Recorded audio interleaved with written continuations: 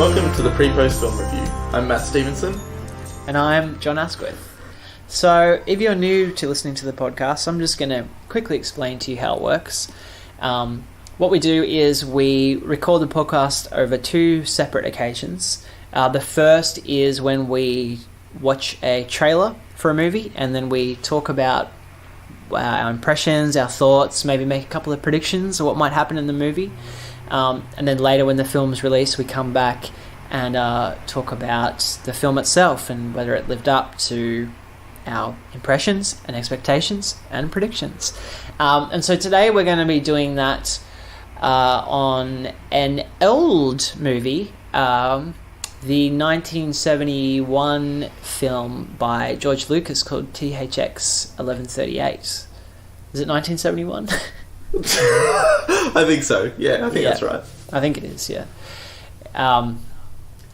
So there was a bit of a lull in new releases at the time we were recording this, so we thought we'd like to every now and then go back and do an older film that we perhaps feel like we should have seen as movie fans, but we haven't seen yet. So that's what we'll be talking about in this episode, and very interesting discussions to be had, I think. Matt, would you agree with that? Yeah, no, I think this has turned out to be one of our better episodes. A lot of unexpectedly interesting conversation came out of it. Yes, I would agree. So sit back, relax, and get a little coffee or tea or a alcoholic drink if you want. That's fine. And we're going to go on to our trailer impressions now for THX 1138. All Earth Council, in its infinite wisdom, has decided these two numbers are to be disposed of. The Biochemical Forum has demands to make on their parts, however, before they are eliminated. That's the kind of efficiency that makes you proud to live in this era.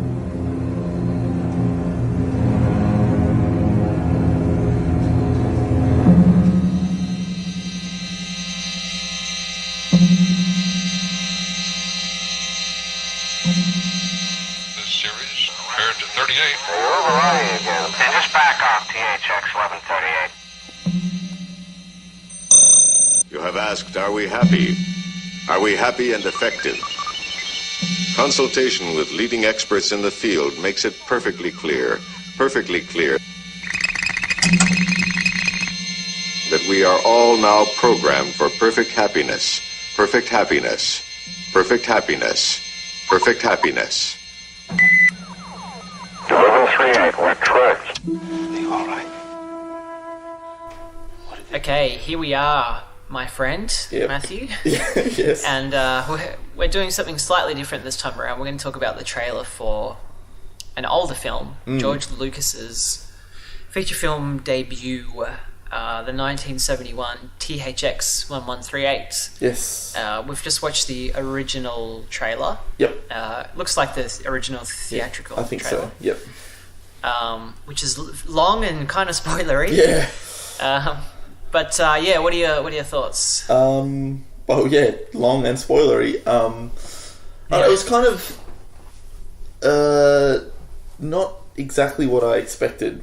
This film sort of has a reputation of being sort of the seeds of some of the Star Wars stuff that came later on in his career, sort of design-wise, and some of the creatures, or I think they talk about Wookiees or something famously in one scene from 1138. So I was kind of expecting it to be maybe in a similar vein, as in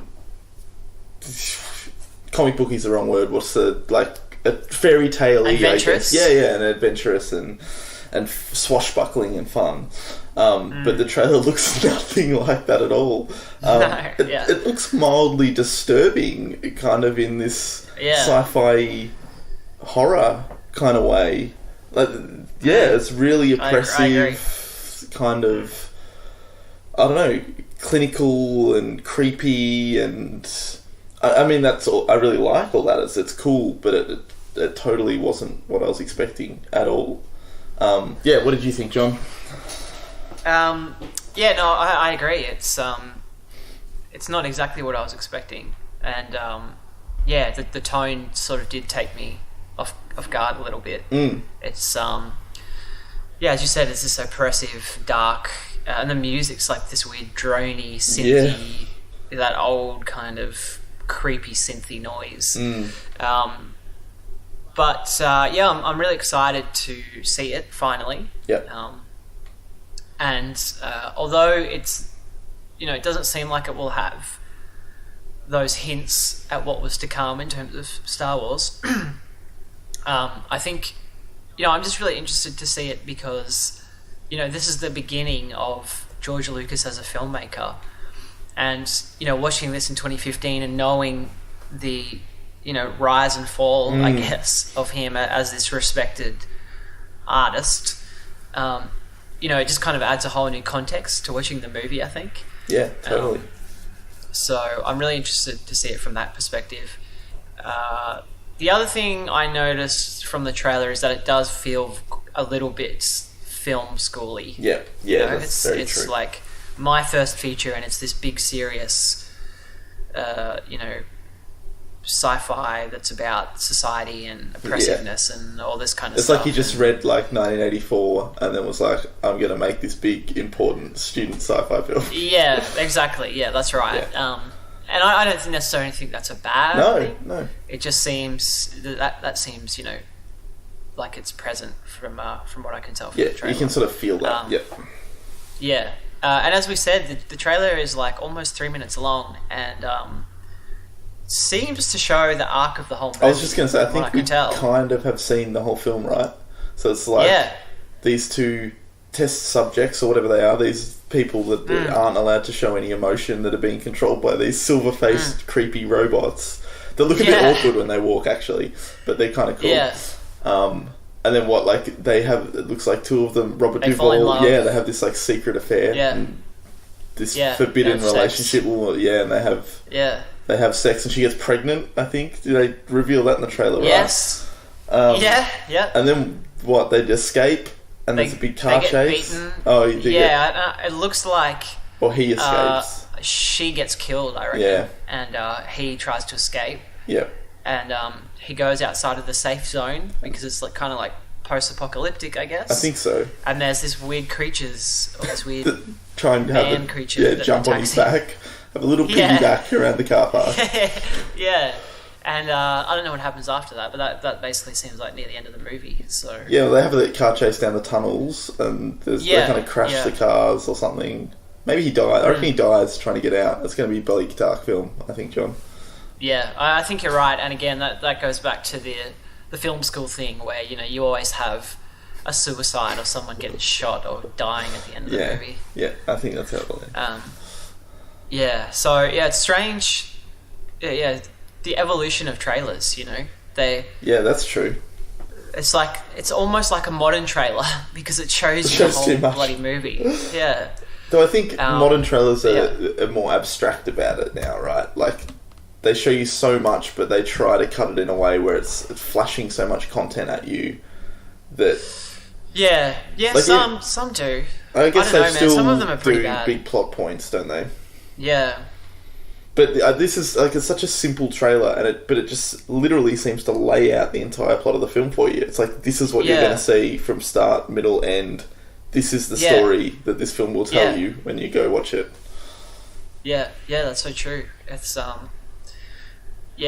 think just introducing that world would have been enough. It's interesting enough to have just to get a glimpse of it. So, but I guess it's hard to say exactly why they did it, because we're not back in the 70s, so we don't know, what the method was. Yeah.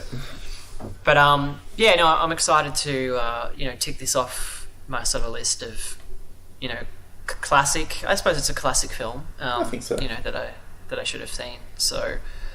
Do you have any other thoughts? No, I don't think so. I think we've pretty much covered everything. Cool. I guess it's just kind of also exciting as, in a way, prep work before we go and see The Force Awakens at Christmas time.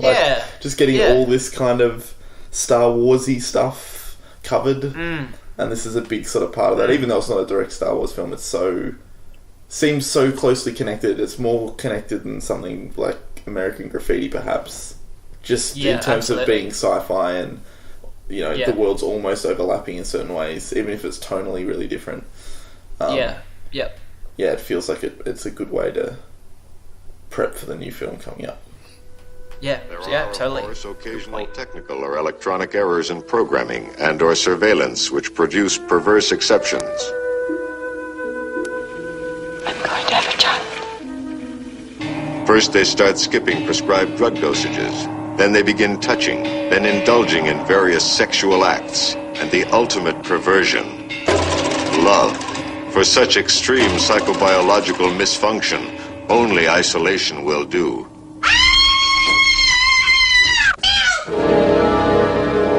Despite rumors to the contrary, it should be made perfectly clear, perfectly clear, perfectly clear. There have been no, repeat, no unprogrammed departures, no pursuits.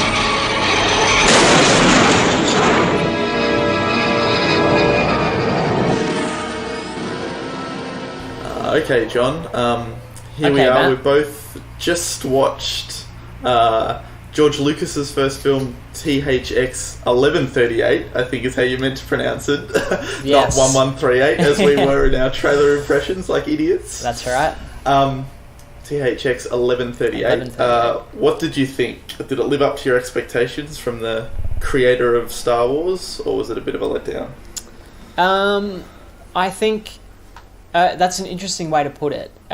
In that light, no, but because we watched the trailer, as we do on this podcast, that really helped set my expectations at a more reasonable level, I think.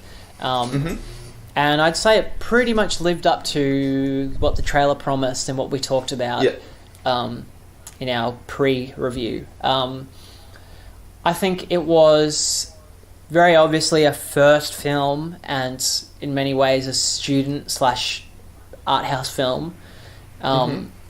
Seemed like George Lucas was really trying to prove himself as a filmmaker, and I mean that in mostly a good way. I think it did a really, really good job of world building and providing. Actually, that's kind of a connection to Star Wars, is that it threw you into this world. It didn't explain the rules necessarily. You just had to pick it up as you went along with the story. Yeah, that's a really good point, actually. And I really, really liked that. And the first third of this movie, I was kind of watching it with like squinty eyes, like really trying to concentrate on what the hell was going on, and like listening to every piece of dialogue. And there's a lot of, I don't know if dialogue's the right word, there's a lot of noise and sound in this movie as well. Like a lot of overlapping speech and weird sound effects and almost montagey in that film school kind of way. Which I think there was a bit too much of that, but I actually, for the most part, liked it, and it did help set this eerie kind of Big Brother tone. And I mean Big Brother in the George Orwell sense, not the shitty reality TV show sense. Yeah, right. Obviously. Probably didn't need to clarify that, but anyway. So I enjoyed watching it. I mean, I don't know if enjoyed's the right word. It's not really a happy film. I think we were right in predicting that it's a bit dour and very serious. But there are certain sort of sequences and moments that are very, very interesting and cool and well made. So I was impressed.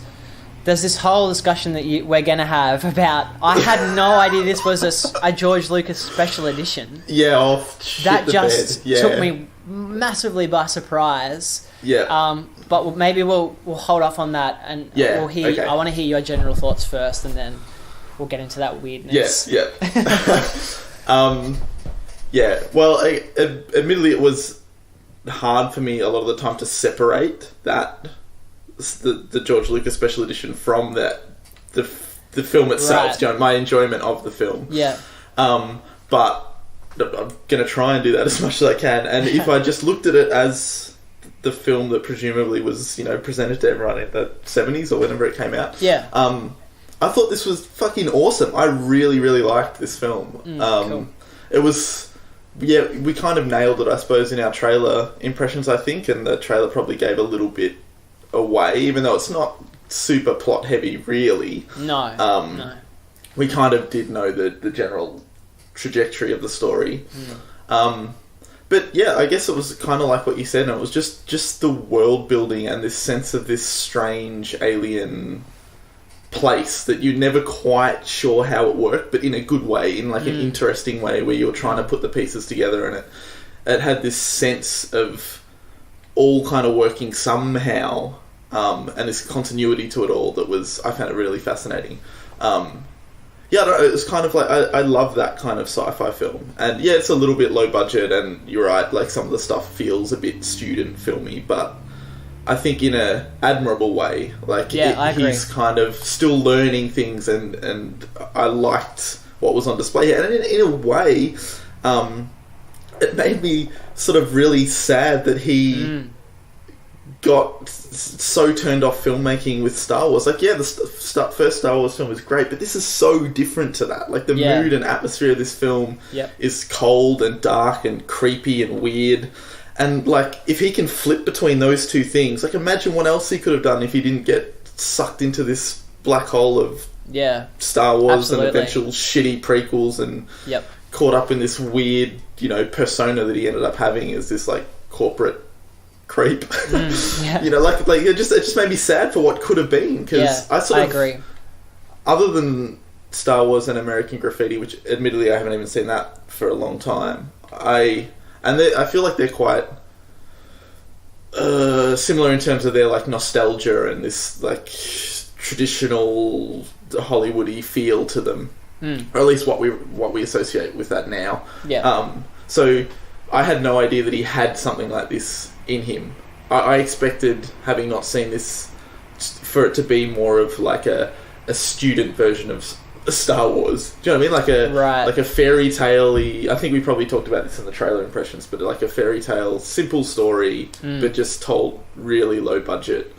But it's not that at all. This feels like something that could come out of like Fincher's filmography or something like that. Like, it's tonally so different.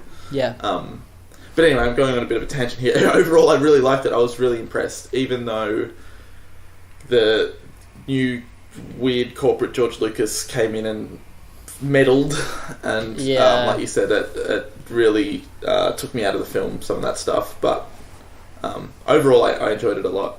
Yeah, I'm glad to hear that. And actually, I'm very positive on it, but I'm just swayed so easily. I think that's what I'm learning over the course of doing all these episodes. Is that hearing you say that is making me appreciate it even more, actually, because it is so different to the rest of his filmography. And it's a great point you make about it being sad in a way, because it's his first film. There's this whole big epic story to George Lucas as a person now, as a film director, and this journey from this like kind of fiercely independent filmmaker to this big corporate guy, and it's so interesting, and so that really does affect how you watch THX 1138, because it's like part of the film is almost, it's like his spirit at the time was, that like the themes of the movie are sort of all encapsulated in that as well. You know what I mean? It's like it's about oppression and conformity and like people daring to break out of that. And it's just so interesting to see what became of the guy that made this young guy in his I don't know, I presume early 30s, mid 30s. I don't know. He's pretty young. Maybe even younger. I'm not sure. And it is bittersweet, I mean, he's, so successful, and I'm sure he's very happy, but, creatively, it's just, it's interesting, and there is a sadness to what happened to him, and I think you're right that Star Wars was, this blessing and curse that just consumed everything he did after that. There was no escaping, really. And so in that context, there's like this kind of almost historical film. That's kind of adds another layer to watching it, I guess. That is really interesting. And then on top of that, you have the special edition stuff, which even more talks to that real life narrative of I'm sure the young guy that directed that movie would hate the stuff that he's put in it now. So we should talk about some of that stuff because it's weird. It's just so like hearing you talk about that, and the spirit of this film about pushing back against like conformity and that like oppressive power, that it makes it so much more ironic that he's crammed all this like shitty CGI into this film. Like it's boggles my mind that he can't realize that. You know what I mean? Like it's literally like he's becoming the industry and pushing back on this little film and ruining it in a lot of ways. I was so shocked at the first, because like you said, I had no idea that this had even been tinkered with. And that first like big sort of CGI pan down when he's working on the in the robots in the yellow glass. Like, there was a split second where I was like, shit, that's some like really good cinematography in terms of like the colours and everything. And then instantly after that I realised what it was, and my heart just sank, and I was like, oh no, George, what have you done? And then like I said in the opening, I really did struggle from that point on in a lot of respects, because I was always like acutely aware of it, and even some things that perhaps weren't CGI or tampered with, I started to suspect may have been, like even some of the like metallic-y robots with their super chrome faces. I was starting to think like, ooh, like, because there's at least one shot where they're definitely CGI, and then from that point on I was like, has he like digitally replaced their faces with silver masks? And I don't know, like it like permeated my entire viewing experience after that, and it's kind of like one section of my brain was always aware of that meddling after that, which deterred from the enjoyment of the film for sure. Yeah, that's a massive shame. When it was on screen, I really noticed it, obviously, and it was annoying. Yeah. But for whatever reason, I didn't sort of question it the whole way through. So, that's another shitty negative of doing this, and so badly too. Like, I don't think it's good in any way, but if it was just the occasional set extension, whatever, that's really what he wanted, fine. But it's like the Star Wars movies. It's like egregious stuff sometimes. Like, that's just, really obnoxiously put in. It doesn't even fit with the pacing of the rest of the movie, which is this very kind of slow, methodical,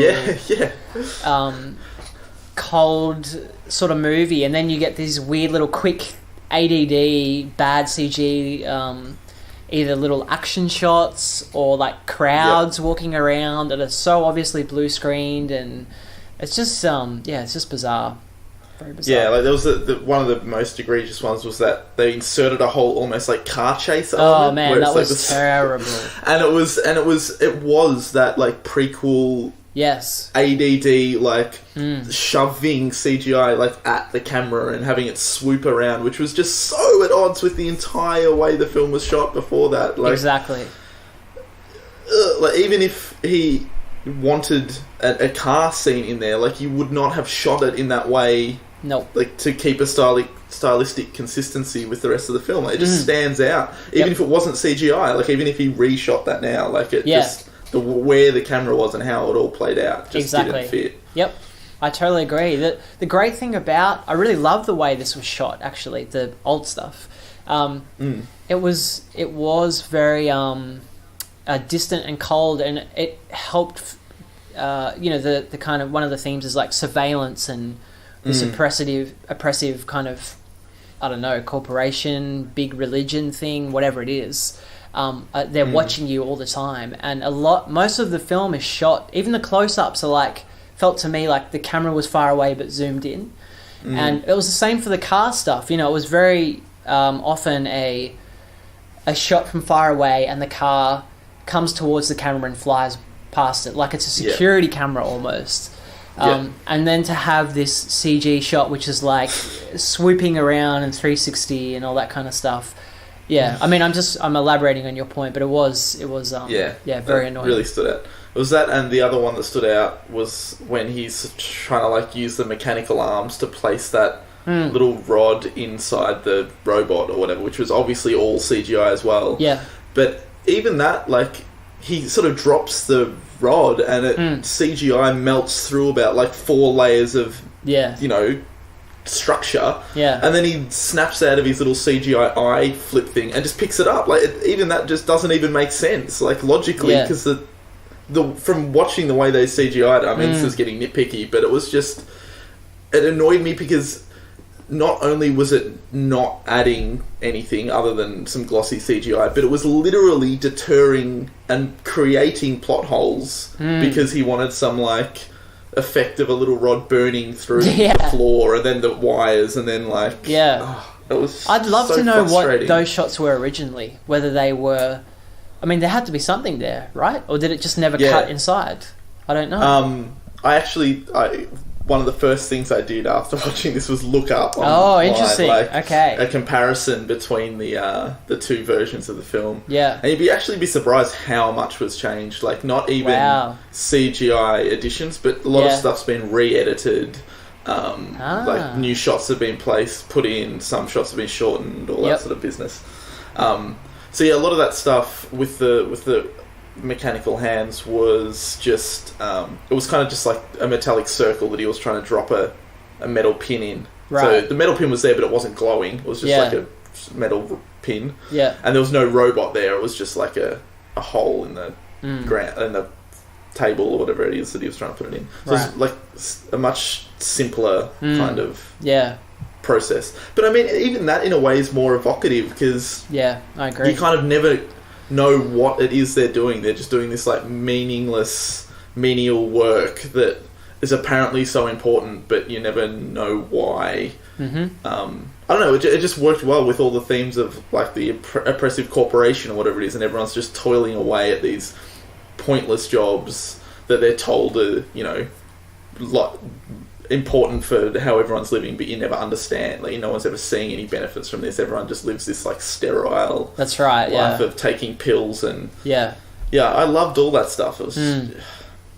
you're right. And you know, I guess the implication seemed to me to be that in the special edition they were building the guards, right? They were building the robot guards, which is just like, maybe he always thought that, but it's so much better, as you say, to have it slightly ambiguous.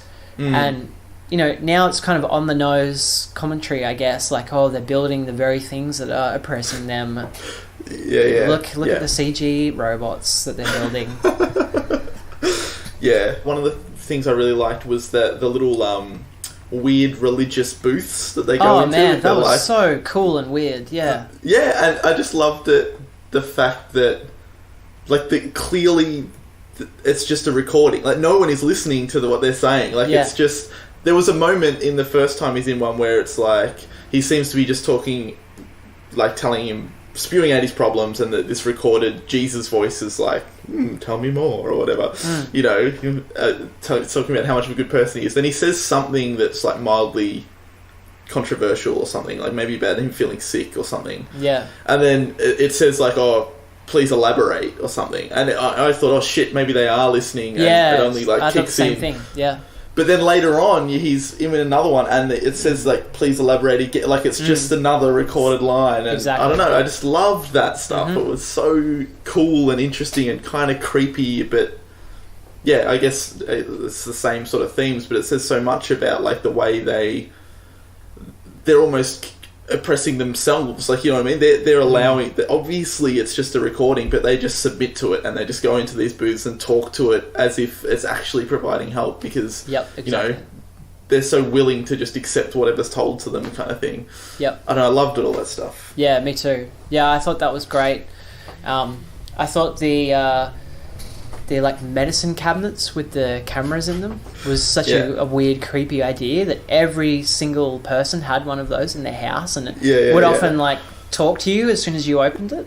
You know, it's just such a disgusting, unnerving sort of dystopian sort of thing. That was really, really cool. And I love that you never found out what happened to the woman. I can't remember her name. It's not 1138. She had her own number, like LH Yes. something, I don't know. Yeah. Probably just making that up. But, like, she's taken away from him because they were mates in the room or whatever. And then after that, she's kind of just gone, right? Although they meet again in that white room. In one of the white rooms, yeah. Yeah, one of the many white rooms. Yeah, one of the many white rooms, which I loved, those white rooms, actually. Yeah. It's amazing what he did with them. But we'll get to that. Yeah. But yeah, so then they sort of slept together again, and then she said that she was pregnant. Yeah. And then she just, like, vanishes from the film, right? Like, there's mention of her being killed, right? Or taken away or something. Yeah, this is But you're never quite sure. Yeah, so I wanted to talk to you about this. So yeah, because I really liked this. Yeah, me too. There's this scene where they are looking at surveillance footage or something, and they zoom in on a fetus or something. And I didn't understand whether that was their kid or she was a clone, and that was like the fetus that she comes from. I couldn't. It sounded like they said that's her, but it's not actually her. You know what I mean? Like, I was very confused by that. Because there was also this sense that some people were genetically created, like in a lab, and some people were human-born or whatever. So he was one of the human-borns, right? And there's certain, like, medication and things that they can't have because they're not, like, designed to be able to deal with it the way others are. So I guess that would make sense if she is not a human-born or whatever, that she is just, like, endlessly reproduced out of these weird fetus jars or whatever that they have. Yeah. Yeah, that's true. I'd forgotten all about that kind of genetic side to things. I really liked it. And actually, the other thing I really liked was all the chemicals and the drugs that they were taking in order to sort of control their minds in a subtle way. But then it's also the way they were using chemicals to teach them things. Like, there's that scene where the kids come up to the crazy dude that he's escaped, and he's sort of like at the station or whatever, and he helps him the kid reconnect his little tube, and you kind of don't know what it is, and then he's like, sort of gets nostalgic and says, like, when I was a kid, like, when we got taught economics, it was in this giant, like, vat, you know, and it took, like, days of being in bed just getting the lessons, like, pumped into your veins or whatever. Like, that's such a cool idea. And it's so cool that it's, like, within the film you see, well, you don't see, but they talk about the progression of that technology, and within their society, like, he is nostalgic for the good old days when him and his friends would be in bed for a week learning each of their subjects or whatever. Instead, now the kids run around with these little things strapped to their arms, like, learning as they play.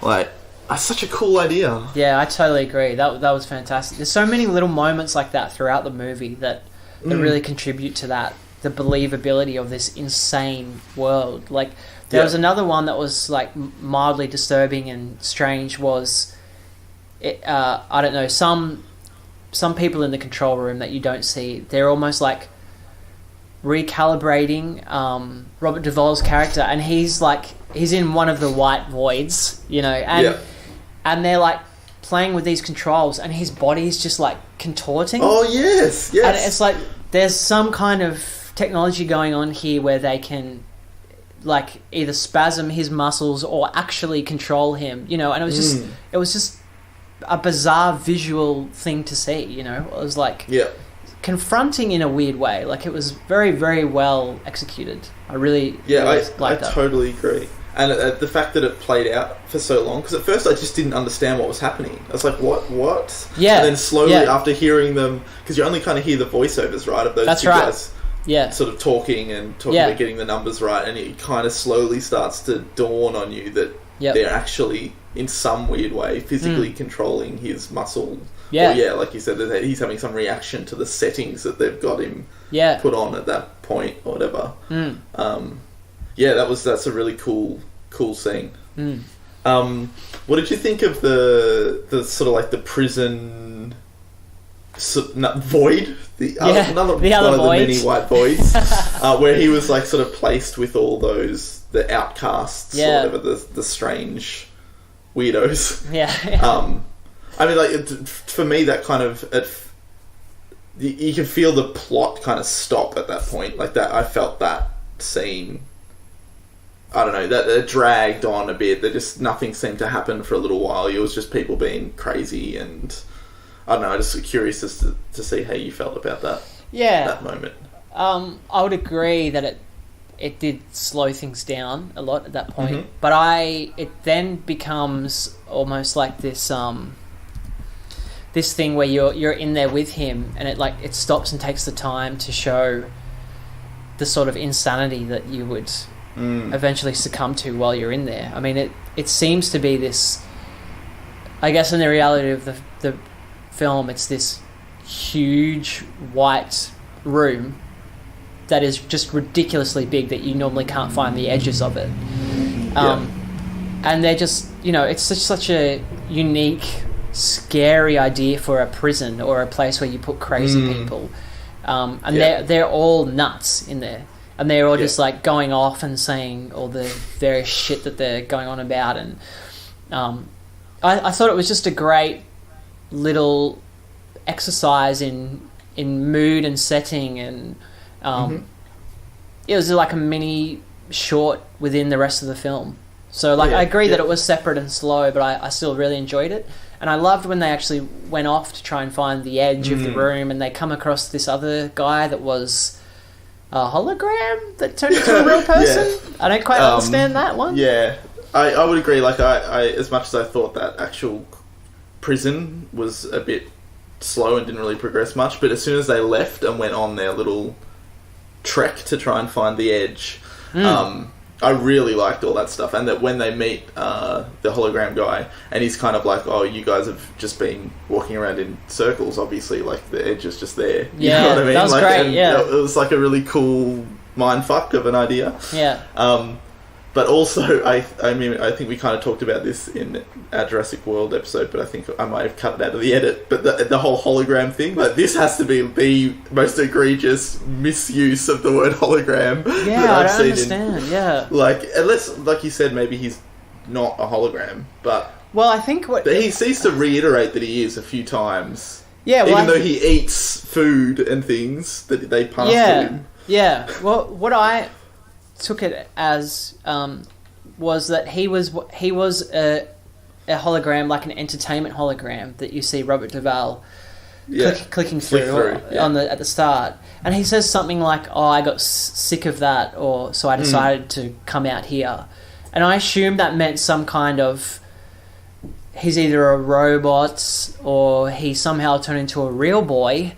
Like, I don't know what that transition is, but I got the feeling that he was physical by the time he was in the white room, Well, I mean, I guess he was, because like I said, they were passing the food to him and he was saying he was hungry and stuff. Exactly. Like, I guess you could read it. So he's like that, AI or something, I guess. Well, I mean, you could even read it that he is a hologram in the sense that that's just what they call actors, because he was acting in the studio that was projected as a hologram in people's rooms. You know what I mean? That's probably what it is. Yeah. Yeah, we're reading too much.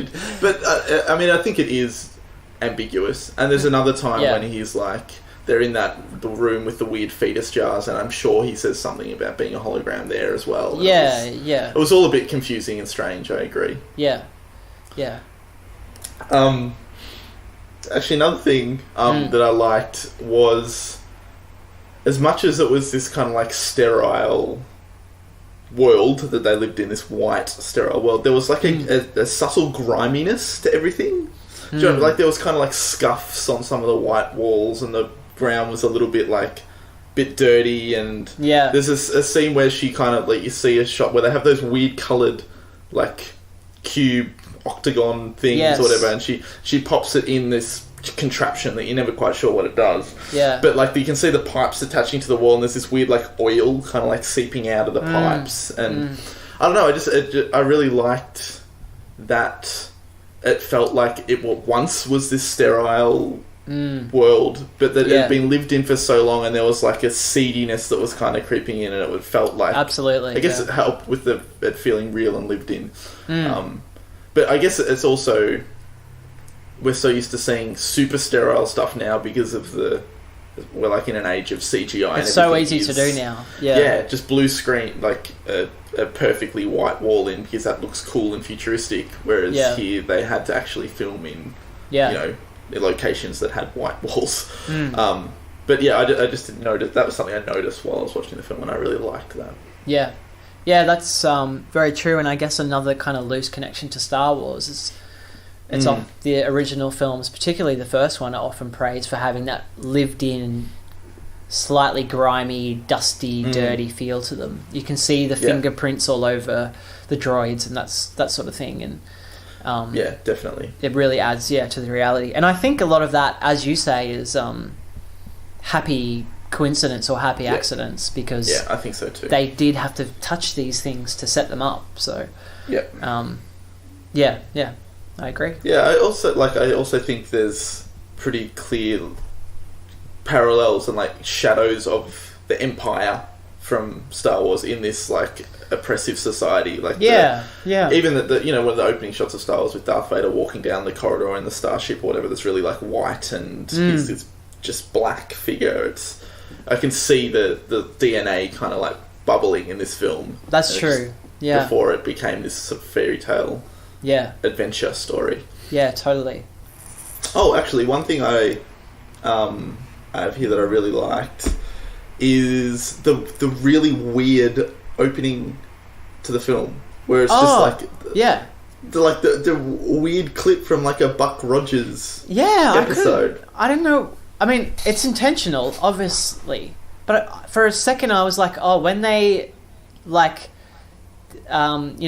put the tape in and turn this into a digital transfer, did they just let the tape run a bit too long at the start or something? No, I was going to say, well, I had the quick flash that it was maybe something like Who Framed Roger Rabbit, where they used to have like the short film and then the full feature, and then somehow like this was a clever play that would tie. But it's not. I mean, it's not that. It's just this weird thing. Knowing George Lucas's obsession with Buck Rogers and those Saturday morning serials or whatever they were, which he based Star Wars on, it's obviously very intentional. But it was just bizarre, and I'm not. I having seen the film, I'd like to go back and see what's in that clip to see if there is any weird relevance or connection. Because I'm not really sure why it's there. Other than here's fun sci-fi now. And here's the dystopian, creepy one. So that's actually something I found out after looking at what was changed, that apparently was put into the special edition. Like it's not there on which makes me in a way dislike it more. But from my experience initially watching it, I really having that come up first was such a weird surprise. I really liked that. That I enjoyed it at the time, but now, weirdly knowing that there was this thing that's inserted afterwards. You know what I mean? Like that makes me question his logic for putting it in, and it worries me that it's probably nothing more than what you said. Well, look at the fun sci-fi we used to dream of when we were kids. This is what it's really going to be like. You know what I mean? Maybe. Yeah, that's so interesting. I want to find out why he put that in, because that's I can see that's a decision of the young Lucas. You know what I mean? It's it feels almost artistic and thrown in there as a way to get your mind thinking straight away, to throw you off guard. But which is not in keeping with any of the other changes he made at all. Which I totally agree. Mainstream, well, not mainstream, just artistically devoid decisions. The bad decisions. You know what I mean? Yeah, I don't know. I agree. It fascinates me, and I think so weird.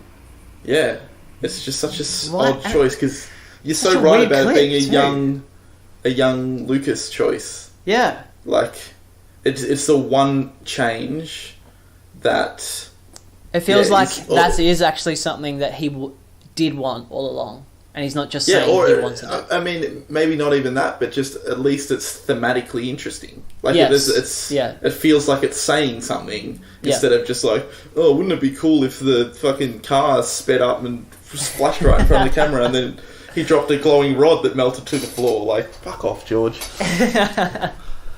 Yeah. Wow. Oh man, it's really blown my mind that he put that in as the old George Lucas put that in. Yeah. I actually like stylistically, I liked a lot of, like, I guess what you said about the surveillance stuff, and there's a lot of like really close shots of like monitors, and there was one that I really liked, which was like a super close-up shot of a clock, like a digital clock that was like, and it was like so tight in that you couldn't even see the full numbers. Like, it was bizarrely tight and you didn't even know what they were, right? Like, it was just this odd thing that would cut in occasionally. It stood out to me. I really liked that. Yeah, I agree, and I couldn't. Yeah, originally I thought, is this like days? Is this a countdown to something? But it never seemed to have any particular relevance to what was going on with the plot, other than just, I guess, the machine, the corporation, whatever, ticking over, and all that sort of thing.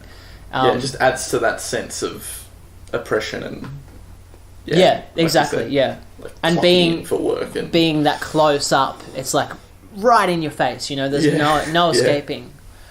I can't believe we're talking about a George Lucas movie like this, it's just, I know, right? Amazing. What happened, John? Crazy.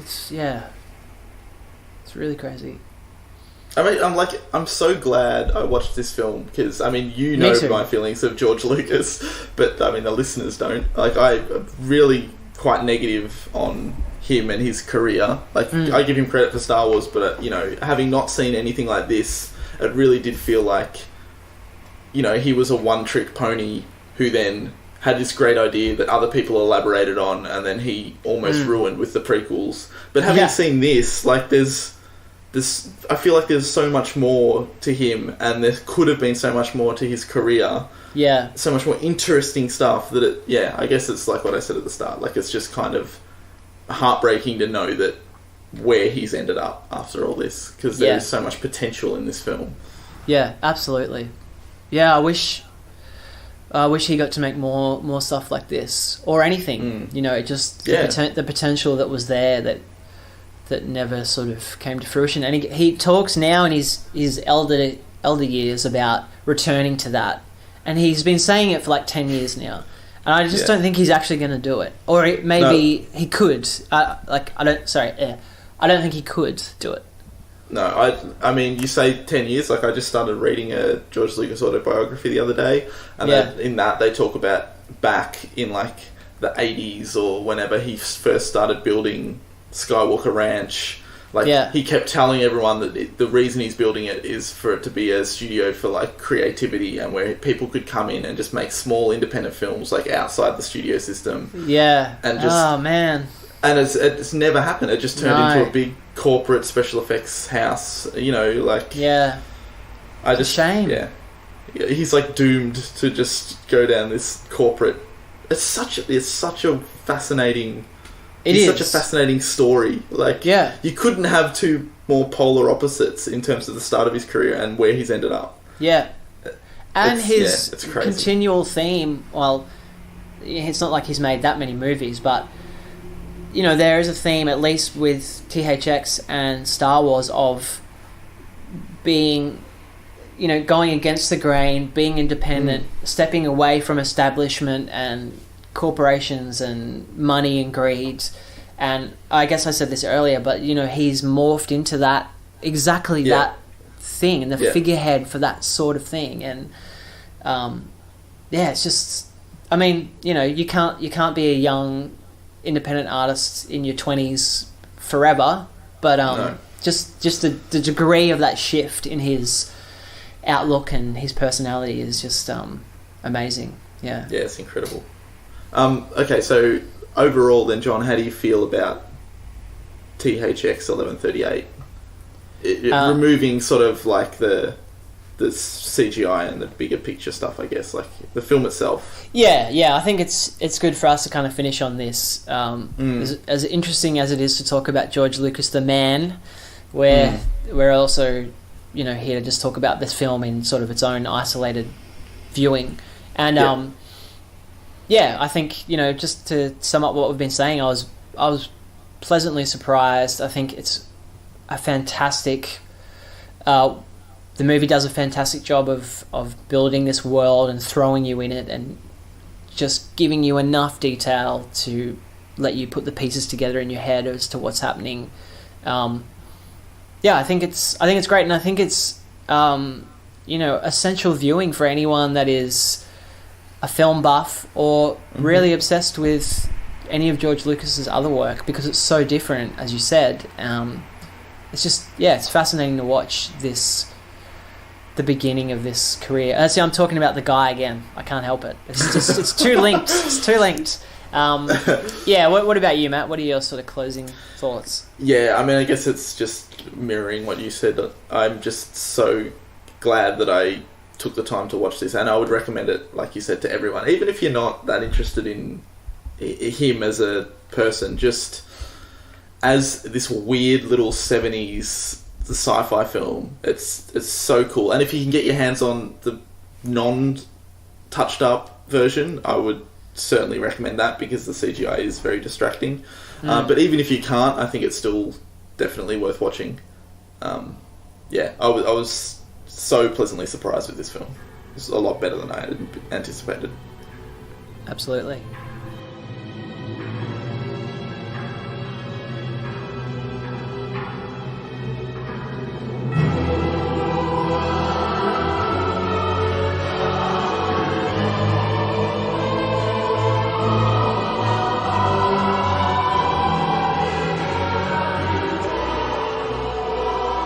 Thanks for listening to the pre-post film review. We'd love to hear what you guys thought of THX 1138.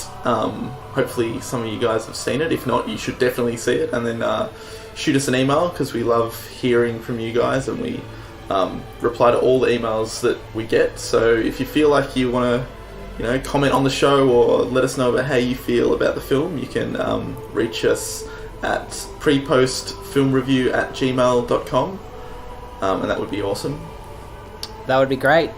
You can also give us a like on Facebook if that's your thing.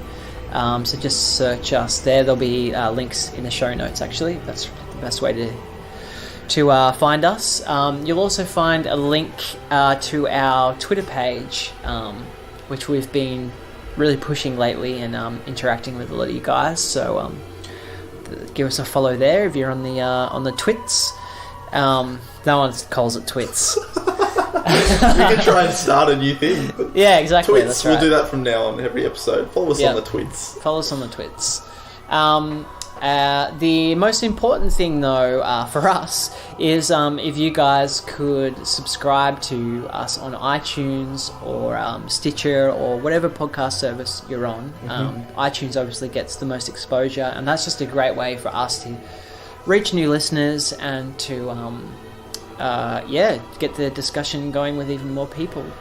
So feel free to leave us a review there as well if you want to. That would be great. Jon and I are also on Letterboxd. You can follow us on there to see what else we've been watching, see how we rate films that we don't talk about on the podcast. It's a cool little site that lets you keep a diary of everything you watch and review stuff and leave comments. It's a cool little community. So there'll be links in the show notes to both of our profiles if you're a Letterboxd user.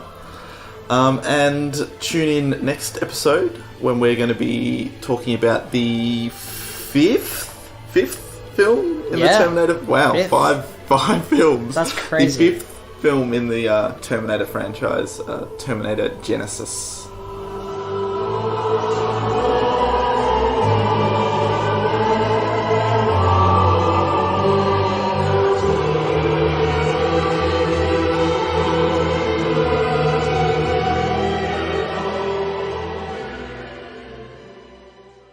Speaking of the holograms, what do you think of Robert Duvall's wank machine? I thought it was hilarious. Yeah, it's so weird. Yeah. That has to be the weirdest use of CGI. Imagine George Lucas coming into ILM. Do you think that was CGI? CGI? What we need? Yeah, it was CGI. It was 100% CGI. I honestly thought that was a practical thing. Really? Yeah, I thought that was in the original movie. Is it not in the original? No, he's just having a wank in the original movie. What? That is so weird that he decided to put that in. Yeah, he CGI'd a wank machine in. So weird. Wow, yeah, you're right. Imagine going in and telling them to put that on there. And then he's like, and build me one for real as well. I want to see it actually work. Oh.